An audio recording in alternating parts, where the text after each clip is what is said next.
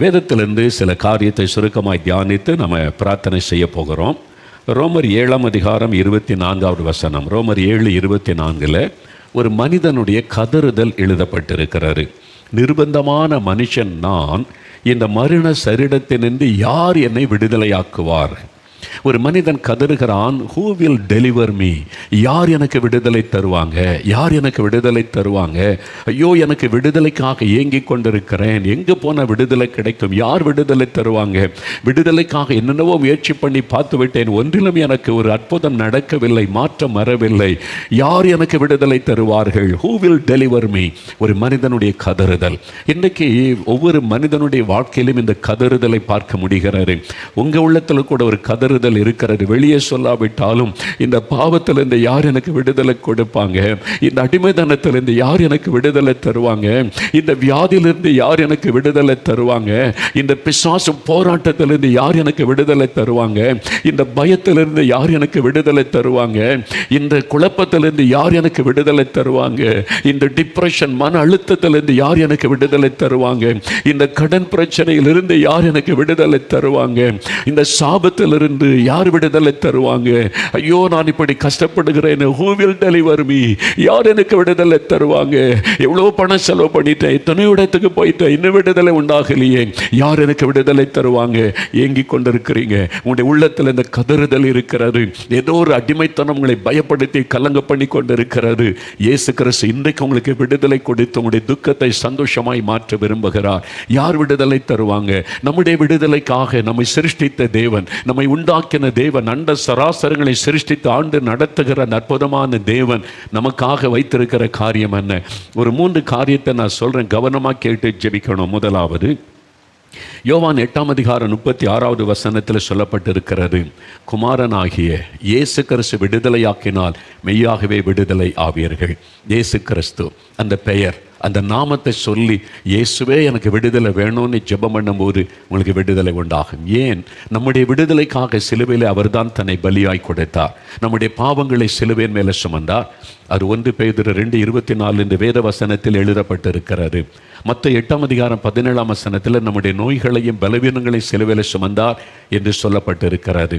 ஏசாயா 53ஆம் அதிகாரம் 4ஆம் வசனத்தில் நம்முடைய பாடுகள், துக்கங்கள், வேதனைகளை சிலுவையில் சுமந்தார் என்று எழுதப்பட்டிருக்கிறது. கலாத்தியர் 3:13 நமக்காக சிலுவையில் சாபமாக்கப்பட்டார்.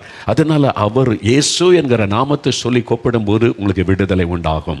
ஆனால் அந்த விடுதலை நீங்கள் விரும்ப வேண்டும். நான் ஒரு அடிமைத்தனத்தில் இருக்கிறேன், இந்த மதுபானம் என்னை அடிமையாக்கி வைத்திருக்கிறது, இந்த புகைப்பிடிக்கிற பழக்கம் அடிமையாக்கி வைத்திருக்கிறது, இந்த பொடி போடுகிற பழக்கம் என்னை அடிமையாக்கி வைத்திருக்கிறது, இந்த புகையிலை போடுகிற பழக்கம் அடிமையாக்கி வைத்திருக்கிறது, இந்த செல்போனில் இந்த காரியம் என்னை அடிமையாக்கி வைத்திருக்கிறது, என் வாழ்க்கையில் இந்த மாதிரி அடிமைத்தனம் காணப்படுகிறது. அதனால நிம்மதியில் சமாதானம் இல்லை, அதை விடவும் முடியவில்லை, சந்தோஷமாகவும் இருக்க முடியலை, ஒரு பெரிய போராட்டம். அப்படி கலங்கி கொண்டிருக்கிறீங்களா? எனக்கு விடுதலை வேண்டும் என்று நீங்கள் விரும்ப வேண்டும். அந்த விடுதலை தருகிற ஒரு இயேசு என்று விசுவாசிக்க வேண்டும். அவரிடத்தில் வந்து எனக்கு விடுதலை வேண்டும் என்று கேட்க வேண்டும். உடனே உங்களுக்கு விடுதலை. பாருங்க, பெங்களூர்லேருந்து அந்த சகோதரர் 25 வருஷமா மதுபான பழக்கம், இனி அதை விட முடியாது, அவ்வளோதான், லைஃபை முடிஞ்சு போச்சுன்னு அவர் நினைத்தார். காலையிலேருந்து ராத்திரி வரைக்கும் குடித்து கொண்டே இருக்கிற அந்த அடிமைத்தனத்துக்குள்ளே வந்ததுனால இதிலிருந்து வெளியே வர முடியாது என்று நினைத்தார். ஆனால் அவர் ஒரு நாள் இதே மாதிரி டிவிக்கு முன்னால் உட்கார்ந்த போது எனக்கு விடுதலை வேண்டும் என்று விரும்பி இயேசுவேன்னு கூப்பிட்டார். இயேசு கிறிஸ்துவின் பெயரை சொல்லி கூப்பிட்ட உடனே வல்லமை வெளிப்பட்டது. இயேசுடைய ஒரே ஒரு தொடுதல் பாருங்க, 25 வருஷமா அந்த குடி பழக்கத்திலிருந்து விடுதலை. அதன் பிறகு அந்த எண்ணமே வரவில்லை, புகைப்பிடிக்கிற பழக்கத்திலிருந்து விடுதலை. இந்த சகோதரி வந்து சொன்னாங்க பாரு, அவங்களே ஒரு மருத்துவர், அவங்க பல் மருத்துவர். அவங்க வாழ்க்கையில் இது நான் மற்றவங்களுக்கு தீமை இல்லையே, எனக்குள்ளே நான் செய்து கொள்கிறேன். ஆனால் அது ஒரு அடிமைத்தனம் இல்லை, அவங்கள பாதித்து கொண்டு இருந்தது அல்லவா? ஆண்டவர் விடுதலை கொடுத்துட்டார். உங்களுக்கு ஒரு விடுதலை வேண்டும், நீ விரும்புங்க, விசுவாசிங்க, இயேசுவே நீ கூப்பிடுங்க. இயேசு கிறிஸ்து விடுதலையாக்கினால் மெய்யான விடுதலை பெற்றுக்கொள்வீங்க. இன்றைக்கு உங்களுக்கு விடுதலை நாள். மதுபான பழக்கம், போதை வஸ்துகள், எந்த பாவ பழக்கமானாலும், எத்தனை வருட பழக்கமானாலும் விடுதலை. விடுதலை பெற்ற உடனே முதல்ல உங்களுக்கு சந்தோஷம், உங்கள் துக்கம் மாறிடும், உங்களுடைய குடும்பத்தாருடைய துக்கமெல்லாம் மாறி சந்தோஷம் வந்துடும். பார்த்தீங்களா, அந்த மகன் விடுதலையானோன்னு குழந்தை, சிறு மகள் சொல்கிறா, இவ்வளோ சந்தோஷம் இல்லை, அந்த வீட்டுக்கே ஒரு பெரிய மகிழ்ச்சி. அதுதான் இயேசு கிறிஸ்து. அந்த அற்புதத்தை உங்களுக்கு செய்ய விரும்புகிறார். ரெண்டாவது, இந்த விடுதலை பெற்றுக்கொள்ள தேவன் நமக்கு வைத்திருக்கிற இன்னொரு அற்புதமான காரியம் என்ன தெரியுமா? யோவான் 8:32 அங்கே இயேசு சொல்லுகிறார், சத்தியம் உங்களை விடுதலையாக்கும். நீங்கள் சத்தியத்தை அறிந்தால் சத்தியம் உங்களை விடுதலையாக்கும். சத்தியம் என்று இயேசு எதை சொல்லுகிறார்?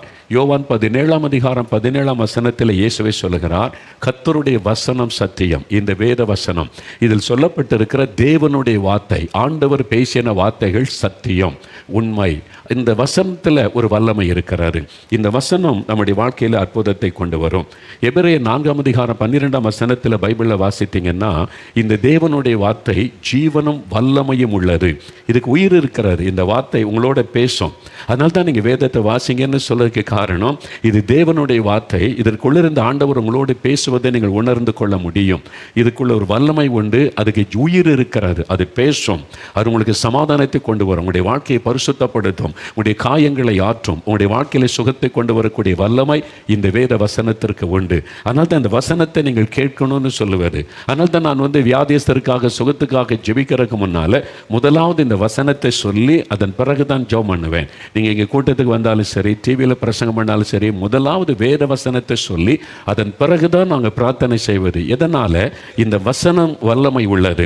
இந்த வசனத்துக்கு நீங்கள் செவி கொடுத்து இந்த வசனத்தை விசுவாசிக்கும் போது உங்களுடைய வாழ்க்கையில் அற்புதம் நடக்கும்.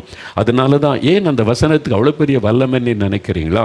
வேத புஸ்தகத்தில் 2 தீமோத்தேயு 3:16 சொல்லப்பட்டிருக்கிறது, இந்த வேத வசனங்கள் எல்லாம் தேவ ஆவியினால் அருளப்பட்டது. மனிதர்களை கொண்டு தேவனே இதை எழுதினார். பரிசுத்த ஆவியானவர் மூலமாய் மனிதர்களை வைத்து கர்த்தரே அதை எழுதினார். அதனால தான் இது தேவனுடைய வார்த்தை என்பது. இதில் மனிதர்கள் பேசின வார்த்தைகளும் செயல்களும் எழுதப்பட்டிருக்கிறது உண்மைதான். ஆனால் தேவன் நேரடியாய் பேசின இயேசுவின் வார்த்தை, கர்த்தருடைய வார்த்தை இருக்கிறது. அதுதான் வல்லமை உள்ளது, ஜீவன் உள்ளது. அதை விசுவாசிக்கும் போது அற்புதம் நடக்கும். ஆனால் மனிதர்கள் பேசினதும் எழுதப்பட்டிருக்கிறது. என்ன? இது சரித்திர புஸ்தகம். இது கற்பனை காவியம் கிடையாது. மனிதனுடைய கற்பனையில் தோன்றின நிகழ்வுகள் கிடையாது. இது சரித்திரம், ஹிஸ்டரி. அதனால இதில் ராஜாக்கள் வருவாங்க, மனிதர்கள் வருவாங்க, அவங்க பேசினது, அவங்க செய்த தவறுகள் எல்லாம் பைபிள் எனக்கு இப்படிலாம் எழுதியிருக்கு, இவன் பண்ண தப்பு இப்படிலாம் பண்ணியிருக்கான்னு எழுதியிருக்குன்னா மனுஷன் தவறு செய்தது அப்படியே எழுதியிருக்கிறாரு. எதையுமே மறைக்க, அதான் ஹிஸ்ட்ரி. அதனால தான் இது தேவனுடைய வார்த்தை. ஒரு மனிதன் இப்போ ஒரு தலைவரை பற்றி பேசினா அவர் செய்த நல்லதை மட்டும்தான் பேசுவாங்க, தீதெல்லாம் விட்டுருவாங்க. இல்லை, வேறு அப்படி கிடையாது. ஒரு மனிதனுடைய நல்லது கெட்டது ரெண்டையும் அப்படியே எழுதி வைக்கப்பட்டிருக்கிறது. அதனால தான் இது தேவனுடைய வார்த்தை, பொய் சொல்லாது. மனிதர்களுடைய தவறுகள் எழுதப்பட்டிருக்கிறது. கடவுள் தவறு செய்தான்னு ஒன்றையுமே பார்க்க முடியாது. அவர் பரிசுத்தமுள்ள தேவன், அவருடைய செயல்கள் எழுதப்பட்டிருக்கிறது, அவருடைய வார்த்தை எழுதப்பட்டிருக்கிறது. அதனால தான் இது பரிசுத்த வேதாகமம், தேவனுடைய வார்த்தை என்று அழைக்கப்படுகிறது, காட்ஸ் வேர்டு. அதனால தான் இதுக்கு வல்லமை இருக்கிறது. அதனால தான் இதை வாசிங்க. இதை வாசிக்கும் போது உங்களோட பேசும், உங்களுக்கு விடுதலை கிடைக்குன்னு சொல்வதற்கு காரணம். எப்படின்னு சொல்கிறீங்களா?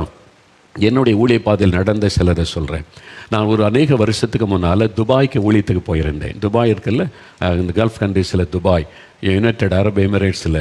அங்கே போயிருந்தபோது கூட்டத்தில் பிரசங்கம் பண்ணினேன். ஒரு நாள் பகல் நேரத்தில் ஒரு சகோதரர் தன்னுடைய வீட்டுக்கு உணவு சாப்பிட அன்பாய் அழைத்திருந்தார். அதனால் அவருடைய அன்பின் நிமித்தம் அவருடைய வீட்டிற்கு நான் போயிருந்தேன். அப்போ அவர் ஒரு நடந்த சம்பவத்தை அவரே சொன்னார். பிரதர், நான் இயேசுவை நம்பாதவன், நான் கிறிஸ்தவ குடும்பத்தில் பிறந்தவன் அல்ல. ஆனால் இன்றைக்கு இயேசுவின் மேலே அவ்வளோ விசுவாசம் வைத்து பைபிள் வாசிக்கிறேன், ஜெபிக்கிறேன். என்ன காரணம் தெரியுமானார். என்ன விஷயம் என்று கேட்டேன். அப்போ தன் வாழ்க்கையில் நடந்ததை சொன்னார். அவரும் அவருடைய மனைவியும் ஒருவருக்கொருவர் விரும்பி திருமணம் செய்து கொண்டாங்க.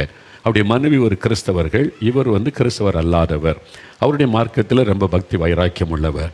திருமணம் முடிந்தது. அவருடைய மனைவி தன்னுடைய கணவருக்கு முதலாவது கிஃப்டாக கொடுக்கணும்னு ஒரு வேத புஸ்தகத்தை வாங்கி வைத்திருந்தார்களாம். திருமணமான முதல் நாள் சொன்னாங்க, நான் முதல் உங்களுக்கு திருமணமான உடனே ஒரு கிஃப்ட் வாங்கி வச்சுருக்கிறேன், அதுதான் எல்லாத்தோட விலையேற பெற்றதுன்னு சொல்லி பைபிளை நீட்டினார்கள். அதை பார்த்த உடனே அவருக்கு கோபம் வந்து விட்டார். தொடவே இல்லை, பார்த்த உடனே கோபம் வந்து விட்டார். இது என்னது? இந்த பைபிளுக்கு எனக்கு என்ன சம்பந்தம்? நான் எனக்கு ஒரு மதம் இருக்கிறது, கடவுள் நம்பிக்கை, பல கடவுள்லாம் நான் வச்சுருக்கிறேன். அதுதான் நீ இந்த இயேசு பைபிள்லாம் என்கிட்ட கொண்டு வந்தால் நம்ம பிரிஞ்சிடலாம். முதல் நாளே சொல்லிட்டார். அவ்வளோ கோபம். மனைவி ஷாக் ஆகிட்டாங்க. இந்த மாதிரி சொல்லுவான்னு நினைக்கவே இல்லை. உடனே சரின்னு சொல்லி பைபிளை அவங்க பெட்டிக்குள்ளே வைத்து கொண்டாங்க. அதன் பிறகு அவங்க பைபிளை பற்றி பேசினதில்லை, இயேசு பற்றி பேசினது இல்லை. அவர் ஒரு பெரிய ஆஃபீஸராக வேலை செய்கிறார், நிறைய சம்பாதிக்கிறார். ஆனால் அவருக்காக தவறாமல் ஜெபிப்பாங்க. இவங்க சர்ச்சுக்கு போகிறதை தடுக்க மாட்டார், அவங்க பைபிள் வாசிக்கிறதை தடுக்க மாட்டார். என் சர்ச்சு கூட கொண்டு விட்டுட்டு வருவார். அவ்வளோ அன்பானவர். ஆனால் தன்னுடைய மதம், தன்னுடைய கடவுள்னு வைராக்கியமாக இருந்தார். இவங்க மனைவி அவங்களுக்காக ஜெபித்து கொண்டே இருந்தாங்க. பல வருஷங்கள் கடந்து விட்டது. பிள்ளைகள் பிறந்தாங்க, வளர்ந்தாங்க, எல்லாம் கடந்து விட்டது. ஒரு நாள் அவர் வேலை முடிச்சுட்டு மாலையில் வீட்டுக்கு வந்தார். நல்ல ஒரு ஆஃபீஸர். வீட்டுக்கு வந்துட்டு சோஃபாவில் வந்து உட்காந்துட்டு பேப்பர் எடுத்து வாசித்து கொண்டு காஃபி கொண்டு வாமான்னு கேட்டார். அவருடைய மனைவி போய் கிச்சனில் காஃபி கலக்கி கொண்டு இருந்தாங்க, தயார் செய்து கொண்டு இருந்தாங்க. திடீரென்று இவருடைய சரீரத்தில் ஒரு நோய் தாக்க ஆரம்பித்தது. அது என்னென்னா பக்கவாதம். அவருடைய கால் முதலாவது இழுக்க ஆரம்பித்தது. அவருடைய ஒரு கால் அப்படியே வெட்டி இழுக்க ஆரம்பித்தோடனே அப்படியே கோணிக்கொண்டே போகுது. அவர் பார்க்குறாரு, என்ன ஆகுது என் உடம்புல? அப்படியே அந்த நோய் காலில் இருந்து மேலே கொஞ்சம் கொஞ்சமாக ஏறி வருகிறது. அவரால் ஃபீல் பண்ண முடியுது. கொஞ்சம் கொஞ்சமாக செயல் இழக்குது. கால் வளைந்து விட்டது, செயல் இழக்குது. கை அப்படியே ஆட ஆரம்பிக்கிறது. உடனே சத்தமிட்டார். மனைவியை கூப்பிட்டார். அவங்க கிச்சன்லேருந்து ஓடி வந்தால் இவருக்கு பேப்பர் ஒரு பக்கம் கிடக்கு, சரிந்து படுத்திருக்கிறார். கை வளைஞ்சிக்கிட்டே போகுது, ஆடிக்கிட்டே போகுது. அவர் சொல்கிறாரு, பக்கவாதம், என் கால் செயலற்று போயிடுச்சு, இப்போ அந்த கை இழுத்து கொண்டே இருக்கிறது. அப்படியே வாய் கோண ஆரம்பிக்கிறாரு. ஒரு பக்கம் பாதிப்பு அப்படியே அந்த நோய் தாக்கி கொண்டே வந்து அப்படியே உறுப்பை செயல் இழக்க பண்ணி கொண்டே கண் முன்னால் பார்க்குறாங்க மனைவி. அவர் ஏதாவது செய்யன்னு சொல்கிறாரு. இவங்களுக்கு உடனே பதஷ்டம். ஒரு ஆஸ்பத்திரிக்கு கூப்பிடணும், ஆம்புலன்ஸு கூப்பிடணும், யாரும் அந்த மாதிரி எண்ணமே வரல. இந்த மாதிரி அவர் கண் முன்னால் அந்த வியாதி தாக்கி கொண்டே வந்து அவர் செயலற்று போய்கொண்டே இருக்கிறார். டக்குன்னு ஞாபகத்தில் வந்தது கணவருக்காக அவங்க வைத்திருந்த வேத புஸ்தகம். அந்த வசனத்தின் வல்லமை அவங்களுக்கு தெரியும். நேர ஓடி போனாங்க. பல வருஷத்துக்கு முன்னால் கணவருக்காக வாங்கி வைத்திருந்த பைபிள் பெட்டிக்குள்ள இருந்தது எடுத்துக்கொண்டு வந்தாங்க. டக்குன்னு அதை பிரித்து சங்கீதங்களின் புஸ்தகத்தை எடுத்தால் தான் வாசிக்க ஈஸியாக இருக்கும்ல. அதில் ஆண்டவரை துதிக்கிறது, ஜபமெல்லாம் இருக்கிறது. அதனால் டக்குன்னு இவர் இதை வாசிங்கன்னாங்க. இவருடைய பார்க்குறாரு, வியாதி தாக்கி கொண்டே இருக்கிறது. கை இப்போ செயலற்று போச்சு. ஒரு கை, காலும் ஒரு கையை செயலற்று விட்டது. அப்படியே கழுத்து இழுத்து வாய் கோண ஆரம்பித்து விட்டு கொஞ்ச நேரத்தில் பேச்சு போயிடும். அவருக்கே தெரியுது. மனைவி சொல்கிறாங்க, வாசிங்கன்றாங்க. அப்போ அவர் பார்த்துட்டு அவர் வாசிக்க ஆரம்பிக்கிறார். சத்தமாக வாசிங்கன்றாங்க. சங்கீத சத்தமாக வாசிக்கிறார். அதில் உள்ள வசனங்களை அவர் வாசிக்கிறார். வாசிங்க 1 அதிகாரம் 2 அதிகாரம். இவர் சத்தமாக வாசிக்க அவருடைய சரீரத்தில் ஒரு மாற்றம் நிகழ்கிறது. கோணி போன அவருடைய கழுத்து நேராகி வருகிறது. கோணி போன வாய் சரியாய் மாறுகிறது. அவர் இன்னும் சத்தமாக வாசிக்கிறார். அவருக்கு தெரியுது, என் உடம்புல சுகம் ஆரம்பிக்குது, ஒரு ஹீலிங் நடக்குது. தெரிஞ்ச உடனே இன்னும் சத்தமாக வாசிக்கிறார். வாசிக்க வளைந்திருந்த கை அப்படியே கொஞ்சம் கொஞ்சமாக நேராக மாறுது. இது அவரே சொன்னார். அவர் வீட்டில் உட்காந்து பேசும்போது அவர் ஆச்சரியமாய் சொன்னார். அப்படி வளைந்திருந்த கை அப்படி நேராக மாறுது. அப்புறம் கொஞ்ச நேரத்தில் இன்னும் சத்தமாக அதை வாசிக்க அவருடைய கால், செயலற்று போன கால் அப்படியே கொஞ்சம் கொஞ்சமாக அசைந்து செயல்பட ஆரம்பிக்கிறது. அப்படியே அந்த வியாதி போய்விடும். அவர் சொன்னார், நான் அதை வாசிக்க என்னை தாக்கின அந்த வியாதி பின்வாங்கி போனது. எந்தெந்த உறுப்பெல்லாம் பாதிக்கப்பட்டு அதில் மறுபடியும் நார்மலாய் மாறிவிட்டது. அவர் சொன்னார், இந்த வசனத்துக்கு இவ்வளோ பெரிய வல்லமை இருக்குதா? இதை வாசித்தா இப்படியெல்லாம் அற்புதம் நடக்குமா? ஏதோ ஒரு மத புஸ்தகம், இவங்க கிறிஸ்தவ மதத்தை பரப்புறதுக்கு இதை வச்சிருக்காங்கல்ல நினைத்தேன். அதனால தான் இதை நான் வெறுத்தேன். இதில் இவ்வளோ பெரிய வல்லமை இருக்குன்னு அன்றைக்கு தான் எனக்கு தெரியும். அதன் பிறகு தான் அந்த பைபிளை என் மனைவி கையிலேருந்து வாங்கினேன். இதில் என்ன இருக்குதுன்னு வாசிக்கணும்னு வாசித்து இந்த வேதாகமத்தின் தேவன் எப்படிப்பட்டவர், இவர் சர்வ வல்லமை உள்ளவர், வானத்தை பூமி உண்டாக்கின சிருஷ்டித்த தேவன் என்பதை அறிந்து கொண்டு என் வாழ்க்கை அவருக்கு ஒப்பு கொடுத்தேன். இன்றைக்கி பைபிள் இல்லாமல் என் வாழ்க்கை இல்லை. தினமும் வாசிக்கிறேன். நான் எங்கே போனாலும் பைபிள் கொண்டு போகிறேன். இந்த வசனத்தில் அவ்வளோ பெரிய வல்லமை இருக்குன்னு சொன்னார். எவ்வளோ பெரிய அற்புதம் பார்த்தீங்களா? அதுக்கு தான் அதை வாசிக்கின்றோம். இங்கே முதல்ல மதத்தை பற்றி இதில் சொல்லப்படவே இல்லை. நம்மை உண்டாக்கின ஆண்டவரை பற்றி எழுதப்பட்டிருக்கிறது. நாம் எப்படி சிருஷ்டிக்கப்பட்டோம், எதற்காக ஆண்டவர் நம்மை உண்டாக்கி இருக்கிறார், நம்முடைய மரணத்திற்கு பிறகு நமக்கு என்ன நடக்கும், இனி உலகத்தில் என்ன நடக்கும், எல்லாமே இந்த வேதத்தில் இருக்கிறது. இப்போ என்ன நடக்கிறது, நம்முடைய பிரச்சனை போராட்டத்தில் எப்படி வாழணும், எல்லாமே இந்த வேதத்தில் இருக்கிறது. இது வாசிக்கும் போது நமக்கு சுகம் உண்டாகும். இது ஒரு ஔஷதம். கர்த்தருடைய வசனம் நல்ல மருந்து. இட்ஸ் எ மெடிசன் என்று வசனத்தில் சொல்லப்பட்டிருக்கிறது. இதை நீங்கள் வாசித்து அந்த வசனத்தை விசுவாசிக்க நோய்கள் மறையும், வியாதியை குணமாக்குற வல்லமை உள்ளது. நான் ஒரு சமயம் ஆஸ்திரேலியாவுக்கு ஊழியத்துக்கு போயிருந்தேன். ஆஸ்திரேலியாவில் ஊழியத்துக்கு போயிருந்த போது அப்போ அங்கே ஒரு ஊழியக்காரரை சந்தித்து பேசி கொண்டிருந்தேன். ஒரு சபையினுடைய மெய்ப்பர், அவர் ஆஸ்திரேலியன், ஒரு வெள்ளக்காரர். அவரோட அவங்களுடைய சபையில் தான் கூட்டெல்லாம் நடந்தது. அப்போ அவங்களுடைய பேசி கொண்டிருந்த போது அவர் சொன்னார், அவர் சபை ஆரம்பித்து வளர்ந்துக்கிட்டே இருக்குது. அப்போ ஹீலிங் அது மாதிரி ப்ரேயர்லாம் போனால் ரொம்ப உற்சாகம் போய் ஜெபிப்பார். ஆண்டவர் அற்புதம் செய்கிற ஆத்மாக்கள் சர்ச்சுக்கு வரும்னு சொல்லி. அப்போ ஒருத்தர் சொன்னாங்க, எங்கள் சொந்தக்காரங்க ஒருத்தங்க ஆஸ்பத்திரியில் இருக்கிறாங்க, அவங்களுக்காக இன்றைக்கி ஜெபிக்க வர முடியுமான்னு கூப்பிட்டாங்க. உடனே இந்த பாஸ்டர் சொன்னார், நான் வரேன்னு சொல்லி தன்னுடைய சபையால் 2-3 பேரை கூட்டிகிட்டு இந்த ஆஸ்பத்திரியில் ஒருத்தங்க வியாதியில் இருக்கிறாங்களாம், நம்ம போய் ஜெபிச்சுட்டு வரலாம், அவங்க சுகமான அந்த ஆத்மா சர்ச்சுக்கு வருவாங்களே அப்படின்னு அந்த ஆத்மா பாரத்தோடு அவர் பைபிளை எடுத்துக்கிட்டு 2 விசுவாசிகளை கூட்டிகிட்டு ஆஸ்பத்திரிக்கு போனாராம். போனால் ஐசி யூனிட்டில் இன்டென்சிவ் கேரில் அவங்கள வச்சுருக்குது. எல்லாம் டியூப்லாம் போட்டு இவர் போய் நல்லா இயேசுவை பற்றி சொல்லணும், விசுவாசத்தை பலப்படுத்தணும், ஜெபிக்கணும் அப்படின்னு உற்சாகமாக போனால் அவர் சொன்னார், வயசான ஒரு பாட்டியம்மா, அவங்க பேச்சு மூச்சு இல்லாமல் இருக்கிறாங்க. வாய்க்குள்ளே டியூப் போட்டிருக்குது, மூக்கில் டியூப் போட்டிருக்குது, அங்கே ஒரு கருவியில் பொறித்த நர்ஸ் உட்காந்து பார்த்துக்கிட்டே இருக்காங்க, பேச்சு மூச்சே இல்லை. நான் போய் இயேசுவை பற்றி சொல்லணும், விசுவாசத்தை பலப்படுத்தணும், ஜெபிக்கணும், அற்புதம் நடக்கும்னு போனால், என்னது இப்படி சாக கிடக்கிறாங்க, இது வயசான ஒரு பாட்டியம்மா, இது எப்படி நான் இவங்கள்ட்ட இயேசுவை பற்றி பேச முடியும், ஜெபிக்க முடியும், ரொம்ப சோர்ந்து போயிட்டாராம். அப்போ அந்த அம்மா, அந்த நர்ஸ் அவங்க கூட்டிகிட்டு போன, ஐயா ஜெபம் பண்ணுங்க அப்படின்னு சொல்லியிருக்கிறாங்க. இவருக்கு ரொம்ப உற்சாகமே இல்லை ஜெபத்தில். ஏன்னா இயேசுவை பற்றி சொல்லணுன்றதான் ஆவல், அதுக்கு வாய்ப்பே இல்லை அப்படின்னு சொல்லிட்டு சோர்ந்து போன நிலைமையில் என்ன பண்ணுறது, இவங்களே சாக கிடக்கிறாங்க, ஜெபிச்சுட்டு இருக்கும் போது உயிர் போயிட்டு என்ன ஆகுறது, இந்த பாஸ்டர் ஜெபம் பண்ணார், இந்த அம்மா செத்து போச்சு இல்லை அவர் சொல்லுவாங்க, அது வேறு பயம், என்ன பண்ணுறேன்னு யோசித்தாராம். அந்த பாஸ்டர் சொன்னாங்க நேரில் நான் பேசிகிட்டு இருக்கும்போது, பிரதர் அப்போ எனக்கு டக்குன்னு ஒரு காரியம் தான் ஞாபகம், வசனத்தை வாசிப்போம் அப்படின்னு சொல்லி பைபிள் வசனத்தை அவங்க எடுத்து காதுகிட்ட போய் பக்கத்தில் போய், அவங்க பேச்சு மூச்சு இல்லாமல் கண்ணெல்லாம் மூடி கிடக்குது, பேச்சு மூச்சு இல்லை, அங்கே மானிட்டரில் எல்லாம் கருவி பொறுத்து ஒரு நர்ஸ் உட்காந்து கவனிச்சிக்கிட்டே இருக்காங்க, அவ்வளோதான். இவர் பக்கத்தில் போய் பெட்டு பக்கத்தில் போய் பைபிளை திறந்து அந்த காதில் கேட்குற மாதிரி வசனத்தை வாசித்தாராம். அப்படியே வசனத்தை வாசிக்கிறார். ஒரு 5 நிமிஷம் வாசித்திருப்பார். அந்த நர்ஸ் அங்கே உட்காந்துருந்தாங்கல்ல, அந்த கருவியில் மானிட்டரை பார்த்துக்கிட்டு நான் ஓடி வந்து வாட் ஆர் யூ டூயிங் அப்படின்னு கேட்டாங்க. என்னையா பண்ணுறீங்க அப்படின்னு கேட்டாங்களா. இவர் பயந்துட்டார், நம்ம தப்பு பண்ணிட்டோம் போல், நம்ம வசனத்தை தானே வாசித்தோம், நம்ம ஒன்றும் பண்ணலையே, அந்த அம்மா இப்படி கேட்குறாங்க, வாட் ஆர் யூ டூயிங்னா ஒன்று, nothing, I am reading the word of God, the Bible, வசனத்தை அவங்களுக்கு வாசிக்கிறேன் காதில் கேட்குற மாதிரின்னு ஒன்று. அவங்க சொன்னாங்களா, டூ இட் கண்டினியூவலி, நீ செய்கிறத தொடர்ந்து செய்யினாங்களாம். இவருக்கு ஆச்சரியம், நான் பயந்துட்டு அந்த அம்மா நீ செய்கிறத தொடர்ந்து செய்யன்னு சொல்கிறாங்களேன்னு என்ன விஷயம்னு கேட்டேன். நான் இந்த மானிட்டர் முன்னால் வாரக்கணக்காக உட்காந்துருக்கிறேன், இந்த அம்மா இதே மாதிரி கோமாவில் இருக்கிறாங்க, அவனுடைய சரீரத்தில் அவருடைய ஹார்ட்டு, லங்ஸு, அவருடைய ஒவ்வொரு உறுப்பு எப்படி செயல்படுன்னு பார்த்துக்கிட்டே இருக்கேன், ஒரு மாற்றமும் இல்லை, இப்படியே தான் இருக்காங்க. நீ ஏதோ பண்ணுன, இப்போ அவனுடைய லங்ஸு செயல்படுது, ஹார்ட்டு செயல்படுது, மாற்றம் வருது, மானிட்டரில் தெரியுது, சேஞ்ச் வருது, உள்ள உறுப்புக்குள்ளே மாற்றம் வருது, சேஞ்சு தெரியுது. நான் இவ்வளோ நாள் பார்த்தேன் இந்த அம்மா ஒன்றுமே இல்லாமல் கிடக்குதுன்னு, இப்போ தான் சேஞ்சு தெரியுது, டூ இட் கண்டினியூவல்ன்றாங்க, நீங்கள் தொடர்ந்து செய்யணும்னா. இவருக்கு பெரிய உற்சாகம் வந்துட்டு, விசுவாசம் வந்துட்டு, இப்போ இந்த வசனத்தை காது கேட்க வாசிக்கிறார். தொடர்ந்து வாசிக்க வாசிக்க வாசிக்க ஒரு சேஞ்ச், மரித்து போயிருந்த உறுப்புகள் செயல்பட ஆரம்பித்து விட்டார். இந்த வசனத்துக்கு மரித்து போன உறுப்பை கூட திரும்பவும் உயிர்ப்பிக்கிற வல்லமை உண்டு. இயேசு ஒரு வார்த்தை சொல்ல, லாசருவே எழுந்திரு, இயேசுடைய வாயிலிருந்து புறப்பட்ட வார்த்தை மரித்து போன அவனுடைய சரீரத்துக்குள்ளே உயிரை கொண்டு வந்து விட்டார். வாலிபனை எழுந்திரு என்று உனக்கு சொல்லுகிறேன் இயேசு சொல்கிறார். மரித்து போன வாலிபனுடைய அந்த உறுப்புகள் உயிர் பெற்று எழும்புகிறது. அதுதான் இயேசுடைய வார்த்தையின் வல்லமை. அந்த வல்லமை தான் இந்த வசனம். இதை நீங்கள் அதனால தான் காது கேட்க நீங்கள் வாசிக்கணும். பாருங்கள், அற்புதமான சுகம். அவர் சொல்கிறார், கோமாவில் இருந்தாங்க, அவங்களோட உறுப்பெல்லாம் செயலற்று போச்சு, இந்த வசனம் உயிர்ப்பித்து சில நாளில் சுகமாகி வீட்டுக்கு வந்து சர்ச்சைக்கு வந்துட்டாங்க. அவர் சொன்னார், it's a mighty miracle brother, நான் டிடன்ட் எக்ஸ்பெக்ட் திஸ் மிராக்கிள், இதை நான் எதிர்பார்க்கவே இல்லை. வசனம் எவ்வளோ வல்லமை உள்ளது பார்த்தீங்களா. அதனால தான் சொல்கிறேன், பைபிள் வாசிங்க. வசனம் சும்மா கடமைக்கு பேருக்கு வாசிக்காருங்க, இதை வாசிக்கும் போது உங்களுடைய காதில் கேட்குற மாதிரி வசனத்தை வாசிங்க. அதனால தான் நான் பிரசங்கம் பண்ணும் பொழுது வசனத்தை சொல்லி வசனத்திலிருந்து பிரசங்கிக்கிறேன்.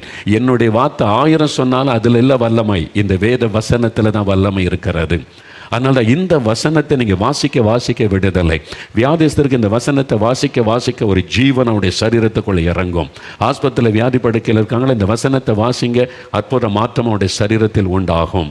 என்ன சத்தியம் உங்களை விடுதலையாக்கும். இந்த வேத வசனம் விடுதலையாக்குன்னு இயேசு சொல்லி இருக்கிறார். அதனால தான் நான் கொடுக்குற கைப்பறுதியில் என்ன இருக்குது, வசனம் இருக்கிறது. அந்த வசனம் மக்களோடு பேசுகிறது, அந்த வசனம் மக்களுக்குள்ளே மாற்றத்தை கொண்டு வருகிறது. அந்த வசனத்தில் தான் வல்லமை, தேவனுடைய வார்த்தை. பாருங்கள், 3வது கடைசியாக இன்னொரு காரியம் பாருங்கள். 2 கொரிந்தியர் 3ஆம் அதிகாரம் 17வது வசனம். 2 கொரிந்தியர் 3:17 கர்த்தரே ஆவியானவர், கர்த்தருடைய ஆவி எங்கேயோ அங்கே விடுதலை உண்டு. யார் என்னை விடுதலை ஆக்குவார்கள் என்று கலங்கி நிற்கிறீங்கல்ல, இயேசுவின் நாமத்தை சொன்னால் விடுதலை. இந்த வசனத்தை விசுவாசித்து வாசித்து அந்த வசனத்துக்கு செவி கொடுத்தால் உங்களுக்கு விடுதலை உண்டாகும். 3வது பாருங்க, கர்த்தரே ஆவியானவர், கர்த்தருடைய ஆவி எங்கேயோ அங்கே விடுதலை உண்டு. பரிசுத்த ஆவியானவர், பரிசுத்த ஆவியானவர். யார் இந்த பரிசுத்த ஆவியானவர்? The Lord is the spirit, where the spirit of the Lord is there is liberty. கர்த்தர் தான் ஆவியானவராய் நமக்குள் இறங்குகிறார், பரிசுத்த ஆவியானவர். அப்போ அவர் தான் தேவ பிரசன்னத்தை கொண்டு வருகிறவர். நான் சொல்லலை, நீங்கள் பாட்டு பாடும்போது தேவ பிரசன்னம் இறங்குன்னா பரிசுத்த ஆவியானவர் தேவ பிரசன்னத்தை அவங்க வீட்டுக்குள்ளே கொண்டு வருவார். ஆவியானவர் இறங்கும் பொழுது அங்கே தேவ பிரசன்னத்தை உணர முடியும். அந்த ஆவியானுடைய வல்லமை தொடும் பொழுது நம்முடைய சரீரத்தில் சுகம் உண்டாகும், உங்களுடைய ஆத்மாவிலே விடுதலை உண்டாகும், உங்களுடைய வாழ்க்கையில் இருக்கிற பிசாசின் கட்டுகள் மந்திர வல்லமை அறுக்கப்பட்டு போய்விடும். அது தேவ பிரசன்னம் பரிசுத்த ஆவியானவர் மூலமாய் வருகிறது. அந்த ஆவியானவர் எங்கே இருக்கிறாரோ அங்கே விடுதலை. அதனால தான் நீங்கள் வீட்டில் ஜெபம் பண்ணுங்க, இயேசுவின் நாமத்தை சொல்லுங்க, துதிங்கன்னு சொல்லும்போது துதிக்க துதிக்க ஆண்டவருடைய பிரசன்னம் ஆவியானவராக உங்களுடைய வீட்டுக்குள் இறங்குவார். அவர் இறங்கிட்டு அங்கே விடுதலை தான். சத்துருடைய கட்டுகள் அறுக்கப்பட்டுவிடும், பில்லிசூனி அறுக்கப்பட்டுவிடும், பாவக்கட்டுகள் அறுக்கப்பட்டுவிடும், பயம் விலகிவிடும், மரணக்கட்டுகள் மாறிவிடும், அற்புதமான சுகம் உண்டாகும். நான் ஒரு சமயம் கனடா தேசத்தில் டொரண்டோ பட்டணத்தில் ஊழியத்துக்கு போயிருந்தேன் சில வருஷத்துக்கு முன்னால். அங்கே போயிருந்தபோது ஞாபகம் இருக்குது, 3 நாள் கூட்டம், கடைசி நாள் ஆராதனை, சர்ச்சில் ஆராதனையில் தெய்வ செய்தியை நான் கொடுத்து கொண்டிருந்தேன். அங்கே வந்து ஒரு கிறிஸ்தவ குடும்பத்தார், அவருடைய தகப்பனார் வயசான அவர் ஐயாவை வீல் சேரில் வச்சு கொண்டுட்டு வருவாங்க. 3 நாள் கூட்டத்துக்கு தள்ளிட்டு வருவாங்க, அப்படியே கொண்டு நிறுத்திட்டு உட்காருவாங்க. அவருக்கு பேச்சு மூச்சே கிடையாது, அப்படியே உட்காந்துருப்பார் தலையை சரிந்து. அப்படி ஆட்கள் பார்த்துருக்கீங்களா? அவங்களுக்கு என்ன நடக்குன்னே தெரியாது, இப்படியே தலையை சரிச்சு அப்படியே உட்காந்துருப்பார் சேரில். கையெல்லாம் அசைக்க தெரியாது, கால் அசைக்க தெரியாது, பசிக்குதுன்னு கேட்க தெரியாது, தாகம் எடுக்குன்னு சொல்ல தெரியாது. 3 வருஷமாக அவர் பேசவே இல்லை, பொம்மை மாதிரி சேரில் உட்காந்துருப்பார். இவங்களா பார்த்து ஏதாவது ஊட்டணும், இவங்களா பார்த்து தண்ணி கொடுக்கணும், அப்படி தான். அதனால் அதுக்குன்னு ஸ்பெஷல் வீல் சேர் இருக்குது, அந்த வீல் சேரில் தான் உட்கார வச்சு தள்ளிட்டு வருவாங்க. அப்படியே வந்து ஒரு நானும் அவர் கவனித்து அப்படி பொம்மை மாதிரி அப்படியே இருப்பார், அவ்வளோதான். அது மாதிரி இப்போ கடைசி நாள் கூட்டம் ஆராதனை நடந்துக்கிட்டு நல்ல தேவ பிரசன்னம். வசனத்தை பிரசங்கிக்கும் போது எனக்கு நல்ல ஆவியானுடைய பிரசன்னத்தை உணர முடிகிறது. பரிசுத்தாவினுடைய பிரசன்னம் அந்த ஆலயத்தில் நிரப்பி இருக்கிறது. நான் மேடையிலேருந்து பிரசங்கம் பண்ணிக்கிட்டே இருக்கேன், அவங்க உட்காந்துருக்குறாங்க. திடீரென்று பிரசங்க பாதின்னு ஜபல் ஆரம்பிக்கலை, பிரசங்கம் பண்ணிக்கொண்டே இருக்கிறேன். திடீர்னு இந்த ஐயா சேரில் உட்காந்துருக்கிறவரை பார்க்குறேன், சரிந்திருந்த தலை அப்படி நேராக அவர் நிமிர்கிறார். அவரே நிமிர்கிறார், கண்ணை திறந்து அப்படியே பார்க்குறார், அப்படியே சுத்தம் அவ்வளோ அப்படி தான் இருப்பார், அவ்வளோதான். இப்போ கண்ணை திறந்து பார்க்குறாரு, அப்படியே கை அப்படி அசைகிறாரு, கை அசைகிறாரு, கால் அசைகிறாரு. நான் பிரசங்கம் பண்ணிக்கிட்டே இருக்கேன், ஜனங்கள்லாம் பிரசங்கம் கேட்டுக்கிட்டே இருக்காங்க. நான் இங்கே இருந்தனால பார்க்குறவரனால கால் அசைந்தான கால் எடுத்து வெளியே வைத்தா எழுப்பி நிற்கிறாரு. நீ யோசிச்சு பாருங்க, எப்படி சர்ச்சை ஆறான்னு நடக்குது, இல்லை நடந்தது. நான் பார்த்து கொண்டே இருக்கும்போதே அது நடக்குது. பிரசங்கம் பண்ணிக்கிட்டே இருக்கேன், அவர் கால் எடுத்து கீழே வைத்தா எழும்பினார். வீழ்ச்சி எழும்பி முன்னால் நடந்து வருகிறார். சபையாரில் ஆர்ப்பரித்து துதிக்கிறாங்க, கைத்தட்டுறாங்க, துதிக்கிறாங்க, நன்றி சொல்கிறாங்க. ஜெபமே ஆரம்பிக்கலை, வியாதிஸ்தருக்காக சுகத்துக்காக ஜெபமே ஆரம்பிக்கலை, வியாதிக்காகவும் ஜெபிக்கலை, அவருக்காகவும் யாரும் கை வைத்து ஜெபிக்கவும் இல்லை. தேவனுடைய பிரசன்னம், அதான் ஆவியானுடைய வல்லமை. ஆவியானவர் எங்கோ அங்கே விடுதலை. வசனம் அறிவிக்க தேவ பிரசன்னம் இறங்கி அவனுடைய சரீரத்தை தொட்ட உடனே செயலற்ற உறுப்புகள் செயல்பட ஆரம்பித்து விட்டது. கால் செயல்படுகிறது, கை செயல்படுகிறது. அவர் எழும்பி நடந்து வந்துட்டார். குடும்பத்தாருக்கு ரொம்ப ஆச்சரியம். 3 வருஷமாக பேசவே மாட்டார், நடந்ததில் பொம்மை மாதிரி இருப்பார், அவ்வளோதான். இப்போ வந்து கூட்டம் முடிந்துட்டு பாருங்க, அவர் சிரித்து பேசுகிறார். சிரித்ததே கிடையாது, 3 வருஷமாக பேசினதே கிடையாதுல்ல. சிரிச்சுப்பா அவங்களுக்கு அந்த குடும்பத்தாருக்கு அவ்வளோ பெரிய சந்தோஷம். எப்படி நடந்தது? யாருமே ஜெபம் பண்ணலை, யாருமே அவர் மீது கை வைக்கலை, நானும் ஜெபம் பண்ணலை. ஆவியானுடைய பிரசன்னம் இறங்கின உடனே விடுதலை. அதனால தான் ஆவியானவருடைய பிரசன்னம் இருக்கிற இடத்துக்குள்ளே நீங்கள் வந்துட்டீங்கன்னா உங்களுக்கு விடுதலை உண்டாக்கி விடும். அதனால தான் சர்ச்சுக்கு போங்க, ஆலயத்தில் ஆராதிக்கும் போது கர்த்தருடைய பிள்ளைகள் கூடி ஆராதிக்கும் போது தேவ பிரசன்னம் இறங்கும். அதுக்குள்ளே நீங்கள் வந்துட்டீங்கன்னா உங்களுக்கு விடுதலை உண்டாக்கி விடும். ஒரு கூட்டம் நடக்கிற இடத்துல இயேசுவை துதித்து ஆராதிக்கும் போது ஆவியானுடைய பிரசன்னம் இறங்கும். அங்கே இறங்கும் போது அந்த எப்படிப்பட்ட வியாதிஸ்தரும் சுகம் அடைவாங்க, ஆவியானவர் கொடுக்கிற விடுதலை. இப்போ அந்த ஆவியானுடைய பிரசன்னுடைய வீட்டுக்குள்ளே இறங்கி இருக்கிறது. நீங்கள் இருக்கிற இடத்துல, ஆஸ்பத்திரியில், நீங்கள் இதை பார்த்து கொண்டிருக்கிற இடத்துல ஆவியானுடைய வல்லமை இறங்கி இருக்கிறது. இன்றைக்கு உங்களுக்கு விடுதலை. ஒரு சம்பவத்தை சொல்லி நாம் ஜெபிக்க போகிறோம். எங்கள் தேவனுடைய கூடாரத்தில் தினந்தோறும் காலையில் ஒரு ஒர்ஷிப் இருக்கும், மாலையில் ஒர்ஷிப், காலையில் ஒரு ஹீலிங் மீட்டிங் இருக்கும், ஈவினிங்கில் ஒரு ஹீலிங் மீட்டிங். எப்பவும் வசனம் அறிவிக்கப்பட்டு கொண்டே இருக்கும், துதி எழும்பிக் கொண்டே இருக்கும். 24 மணி நேரம் இங்கே ஜெபம் இருந்து கொண்டே இருக்கிறதுனால கர்த்தருடைய பிரசன்னம், ஆவியானுடைய பிரசன்னம் இருந்து கொண்டே இருக்கும். ஒரு நாள் ஒரு சகோதரி தூர இடத்திலிருந்து ட்ரெயினில் பிரயாணப்பட்டு வந்தாங்க. எதுக்கான தன்னுடைய சுகத்துக்காக ஜெபிக்கணும். அவங்களுக்கு 13 வருஷமாய் கன்னத்தில் ஒரு கட்டி இருந்தது. 13 இயர்ஸ், 13 வருஷமாக கன்னத்தில் ஒரு கட்டி. அதை போய் ஆப்ரேஷன் பண்ண அவங்களுக்கு பயம், கேன்சர்னு சொல்லிட்டு என்ன ஆகிறது, அந்த பயத்தோடையே வாழ்ந்து கொண்டு இருக்கிறாங்க 13 வருஷம். இப்போ அது தொந்தரவு பண்ண உடனே எனக்கு சுகம் வேணும், இதுலேருந்து ஒரு விடுதலை வேணும் அப்படின்னு சொல்லி தூர இடத்துலேருந்து வேறு சிட்டிலேருந்து பிரயாணப்பட்டு 4 மாவடியில் வந்து ட்ரெயினில் இறங்கி தேவனுடைய கூடார கேம்பஸுக்குள்ளே வந்து கூட்ட நடக்கிறதுக்கு உள்ளே வந்தாங்களா, கட்டி மறைந்து விட்டது. அவ்வளோதான். யாரும் அவங்களுக்காக ஜெபமும் பண்ணலை. அவங்க அந்த கேம்பஸுக்குள்ளே நுழைந்து கூட்டம் நடக்கிற தேவனுடைய கூட்டத்துக்குள்ளே உள்ளே வர்றாங்க, கட்டி மறைந்து விட்டார். ஹீலிங். அவங்களுக்கு ஆச்சரியம், என்னாச்சு கட்டியை காணோம், வலி இல்லை, மறைஞ்சிட்டு. அவங்க வந்து சாட்சி சொல்கிறாங்க எக்ஸைட்மெண்ட்டோட, நான் இன்னும் யாரும் எனக்காக ஜெபிக்கவும் இல்லை, யார்கிட்ட சொல்லவும் இல்லை, இன்றைக்கி ஏசு எனக்கு சுகம் தரணும், உங்களுடைய பிரசன்னத்தில் நான் வரேன்னு சொல்லி புறப்பட்டு வந்தேன். இந்த கேம்பஸில் வந்து அந்த இடத்துக்குள்ளே வந்த உடனே ஹீலிங் எப்படி நடந்தது? ஆவியானவர் எங்கோ அங்கே விடுதலை. இங்கே எப்பவும் தெய்வ ஆவியானுடைய பிரசன்னம் இருந்து கொண்டே இருக்க காரணம், எங்கே துதியும் ஜெபமும் இருக்கிறதோ அங்கே ஆவியானுடைய பிரசன்னம் இருக்கும். இங்கே வந்து 24 மணி நேரமும் ஜெபம் இருக்குது. இப்போ 24 மணி நேரமும் வொர்ஷிப், ஆண்டவரை துதிக்கிற துதி இருக்கிறது. அதனால தேவ பிரசன்னம் இங்கே இருக்கிறாரு. அதனால தான் சொல்லுவாங்க, உங்கள் வீட்டில் குடும்ப ஜெபம் பண்ணுங்க, உங்கள் வீட்டில் ஆண்டவரை துதித்து பாடுங்க. உங்கள் வீட்டில் துதித்து பாடி பாடி ஜெபிக்க ஆண்டவருடைய பிரசன்னம் வீட்டுக்குள்ளே இறங்கும். அந்த ஆவியானுடைய பிரசன்னம் இருக்க இருக்க நோய்கள் மறையும், பிசாசன் கட்டுகள் விலகும், பில்லிசோனிய வல்லமை அழியும், விடுதலை உண்டாகும். அதற்கு தான் இன்றைக்கு ஆண்டவர் சொல்கிறாரு, யார் என்னை விடுதலையாக்குவார் என்று கலங்குறீங்களா? இயேசு கிறிஸ்து உங்களுக்கு விடுதலை தருவார். அவருடைய வசனம் உங்களுக்குள்ளே ஒரு விடுதலை கொண்டு வரும். ஆவியானுடைய பிரசன்னம் ஒரு விடுதலை கொண்டு வரும். இப்போ நம்ம ஜெபிக்க போகிறோம். முதலாவது பாவத்திலிருந்து விடுதலை. ஏதோ ஒரு பாவ பழக்கம், மதுபான பழக்கம், சூதாடுகிற பழக்கம், புகைப்பிடிக்கிற பழக்கம், போதை வஸ்துகளை பயன்படுத்துகிற பழக்கம், ஏதோ ஒரு பாவம் உங்களை அடிமையாக்கி அதை விட முடியாமல் தவிக்கிறீங்க. எனக்கு மன்னிப்பு உண்டா? இயேசு உங்களை மன்னிக்க ஆயத்தம். ஏன்னா அவர் தான் உங்களுடைய பாவத்தை சிலுவையிலே சுமந்தார். பாவி என்று யாரையும் புறம்பே தள்ள மாட்டார். பாவத்தை மன்னித்து பாவத்திலிருந்து விடுதலை தருவார். முதலாவது அதுக்காக ஜெபிக்க போகிறோம். அதன் பிறகு சுகம், பிசாசு கட்டிலிருந்து விடுதலை, அப்புறம் கடன் பிரச்சனை விடுதலை, பயத்திலிருந்து விடுதலை, மற்ற ஆசீர்வாதத்துக்காக ஜெபிக்க போகிறோம். நீங்கள் விசுவாசிக்கிறீங்களா? இயேசு இன்றைக்கு உங்களுக்கு விடுதலை தருவார், ஒரு அற்புதம் செய்வார்னு விசுவாசிக்கிறீங்களா? நீங்கள் விசுவாசித்தால் தான் இயேசு அற்புதம் செய்வார். உங்கள் விசுவாசம் தான் உங்களுக்கு விடுதலை கொண்டு வரும். இயேசுவின் மீதும் அவருடைய வல்லமையின் மேலே வைக்கிற விசுவாசம். நீங்கள் விசுவாசிக்கிறதா முடிந்தால் முழங்கால் படியிட்டுக் கொள்ளுங்க. நீங்கள் முடிந்தால் நீங்கள் முழங்கால் படியிட்டுக் கொள்ளுங்க. இது கட்டாயம் இல்லை. முடியாதவங்க நீங்கள் உட்கார்ந்து கொள்ளலாம். முடிந்தால் நீங்கள் அப்படியே முழங்கால் படியிட்டு ஜெபிக்க போகிறோம். இன்றைக்கு மற்றவங்க உட்கார்ந்து கொண்டே அந்த கண்களை மூடி கருத்தாக ஜெபிக்கணும். இப்போ அற்புதத்திற்காக ஜெபிக்க போகிறோம். நானும் உங்களுக்காக தேவ சமூகத்திலே முழங்காலிலே நின்று உங்களுடைய அற்புதத்திற்காக நான் ஜெபிக்க போகிறேன். முதலாவது ஒரு அற்புதம், உங்களுடைய வாழ்க்கையில் பாவத்திலிருந்து விடுதலை. அதான் பெரிய அற்புதம். எனக்கு இந்த பாவத்திலிருந்து விடுதலை வேணும், நிம்மதி வேணும், சமாதானம் வேணும், என் குடும்பமே பாதிக்கப்பட்டிருக்க என் பாவத்தினால எனக்கு ஒரு விடுதலை வேணும்னா உங்களுடைய இருதயத்தில் கை வைங்க. உங்களுடைய இருதயத்தில் இயேசு கிறிஸ்துவின் ரத்தம் உங்களுடைய இருதயத்தை கழுவி சுத்திகரிக்கும். இயேசு உங்களுக்காய் மரித்தது. கண்களை மூடி, இயேசுவே உங்களுடைய ரத்தத்தினால என் இருதயத்தை கழுவுங்க. இயேசுவே எனக்கு இந்த பாவத்திலிருந்து விடுதலை தாங்க. இயேசுவே என் உள்ளத்தில் வாங்க. என்னால் இந்த பாவத்தை விட முடியல, இந்த பாவனை அடிமையாக்கி வைத்து விட்டது, என்னால் விட முடியல, எனக்கு உதவி செய்யுங்க இயேசுவே, எனக்கு உதவி செய்யுங்க. இந்த மதுபானம், போதை வஸ்துகள், ஐயோ இந்த பாவத்திலிருந்து விடுதலை வேணும். என் உள்ளத்தில் வாங்க இயேசுவே, என் இருதயத்தில் வாங்க இயேசுவே, உங்கள் ரத்தத்தினாலே என்னை கழுவுங்க இயேசுவே, விடுதலை கொடுங்க. கேளுங்க, செபிங்க. 2 நிமிடம் தான் செபிங்க சின்சியரா. இயேசுவே என் பாவத்தை மன்னிங்க, இயேசுவே என் உள்ளத்தில் வாங்க, இயேசுவே இந்த பாவத்திலிருந்து எனக்கு விடுதலை தாங்க, இயேசுவே எனக்கு நிம்மதி சமாதானம் வேணும், எனக்கு தாங்க. கேளுங்க சகோதரனை, வாலிப தம்பி, வாலிப மகளே, தகப்பனை, தாயை, ஜெபம் பண்ணுங்க, பிரார்த்தனை பண்ணுங்க. இயேசு உங்க பக்கத்துல தான் நிற்கிறார், உங்களுடைய ஜெபத்தை கவனிக்கிறார். இயேசுவே விடுதலை தாங்கன்னு கேளுங்க. ஆண்டவருடைய வல்லமை இறங்குகிறது. இயேசுவின் கரம் சிலர் மீது